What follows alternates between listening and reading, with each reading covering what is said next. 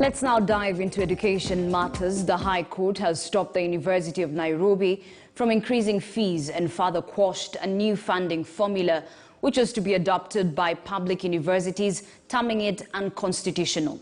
The ruling, delivered by High Court Judge Anthony Mrima, further declared that differentiated unit cost criteria are unconstitutional due to lack of adequate public participation.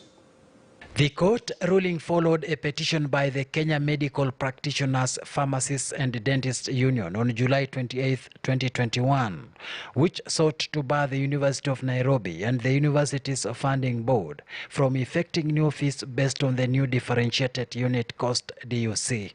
In his ruling, Justice Anthony Mrima declared that the implementation of the differentiated unit cost criteria by the University of Nairobi through the Handbook of Fees Payment is unconstitutional.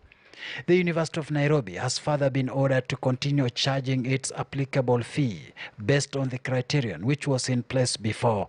The petitioner had argued that the process failed to meet the requirements set by the law on appropriate consultations with persons who are likely to be affected, and that the new formula violates the Constitution.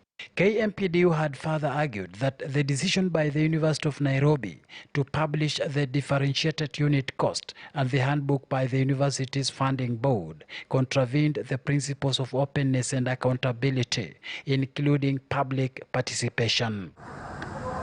And although the respondent argued that the Vice-Chancellor's Committee, the University of Nairobi Fees Revision Committee, University Executive Management Board, University Dean's Committee and the University Senate were consulted, the court agreed with the petitioner, saying it was upon the university's funding board to ensure that there was adequate participation of the rest of the public, including other stakeholders not listed under the Universities Act, before coming up with the differentiated unit cost, thus declaring the whole process constitutionally infirm.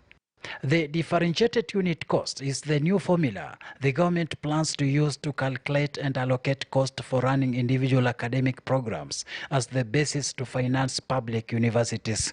The university's funding board, in adherence to the DUC, will be required to allocate funds to universities based on the number of government-sponsored students as placed in different undergraduate programs by the Kenya Universities and Colleges Placement Service.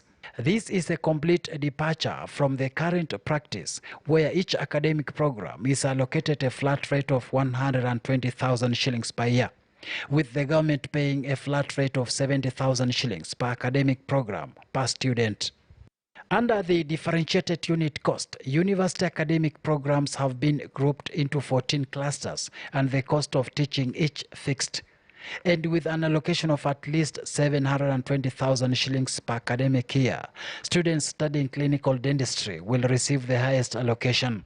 Medicine will receive 576,000 shillings per year per student, while pharmacy will be allocated 432,000 shillings per year per student. Meanwhile, training for languages and psychology, arts and other humanities will get the least allocation of between 144,000 shillings to 180,000. The current system favors the big and older universities that get big allocations annually based on students' enrollment and population. But if implemented, DUC would see institutions that offer arts programs get less funding compared to those offering technical and science programs. Shadrach Miti, KTN News. Moving away from that, as political formations continue to take shape ahead of the 2022 presidential elections, the Muungano wa Wazalendo political movement congregated in Kirinyaga County, hosted by NARC Kenya party leader Martha Karua. It is at the forum that the leaders reveal they are going to settle for one among them as their flag bearer. KTN's Mwege William with the details. The Muungano